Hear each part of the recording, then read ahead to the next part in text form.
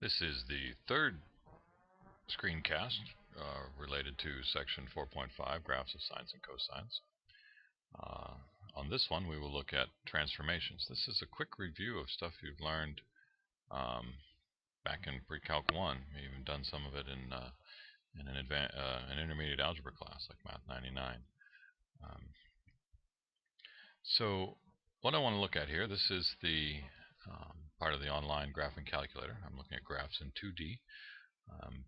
Zeroed in on the functions of one variable.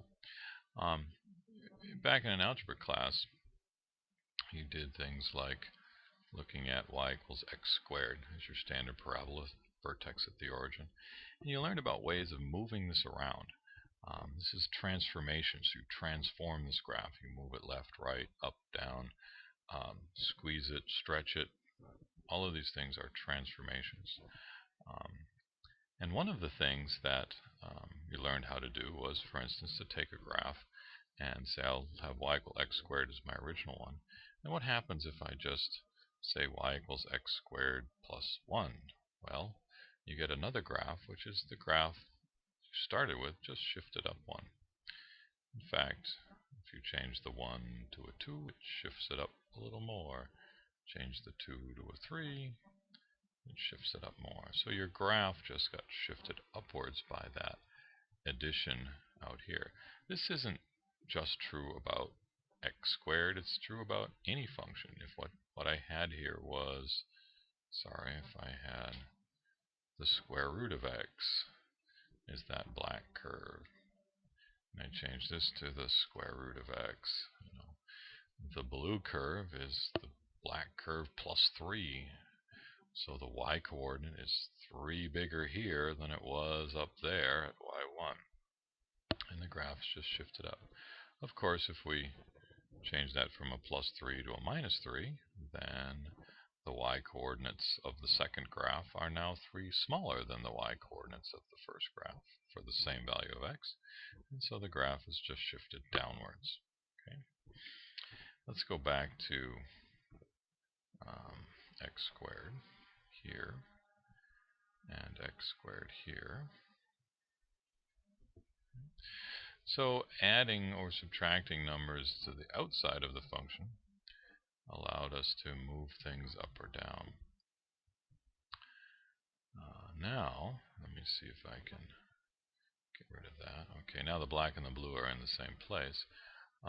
One of the things we also did was we shifted things left to right. And you may recall that if I say replace the x by an x minus 2, it moves it over 2.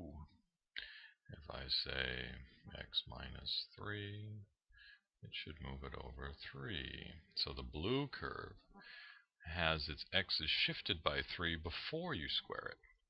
So the graph shifts over 3. Now it works sort of in the opposite direction, where you put an x minus 3 and you ended up with a shift of 3 in the positive x direction. Well, I think of this as in the following way. X equals 0 plays a very special role to y equals x squared. It is the place where the square is as small as possible. When you square 0, you get the smallest output possible. Well, the same thing's true here. When you square 0, you get the smallest output possible. But on this one, the smallest output doesn't happen when x is 0. The smallest output happens when x is 3, because x minus 3 then becomes 0 and is squared to be 0. So x equals 3 plays the role that x equals 0 did for the first one. That is, it is the input, it is the value for x that gives the input to the square a value of 0, so that when you square it, you end up with a 0 coming out. X equals 3 plays the role for the blue curve that x equals 0 did for the black curve. So that shifts things sideways. Again, if we had an x plus 3, then we would be looking at really an x minus negative 3, and we'd have a shift of 3 in the opposite direction. Again here, what makes a 0 squared? Well, when x equals negative 3, on this one right here, x equals negative 3, then you get a 0 squared, and hence you shifted things to the left 3. Other things that we did back in the good old days of pre-calc 1 was we took functions and we multiplied by things. So you could scale this up. You could stretch it by throwing a 2 out in front. The vertex stayed in the same place, but now for each value of x that you plug in both places, the y values here are twice as big as the y values were before. So for every point on the graph down here, you just double the y value. So for instance here, when the point was at 2, 4, it's now at 2, 8. Clear up there. Okay.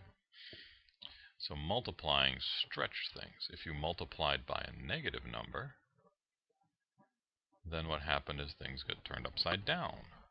The parabola opened downwards. Again, this isn't just x squared that this worked for. This was any function. Okay, and the point is it's going to be true for the trig functions as well. So we will look at different types of transformations, shifts in the x and y directions, stretching and squeezing in the x and y direction. I have not looked at a stretch or squeeze in the x direction yet. I will do that with sines and cosines. So that concludes this portion.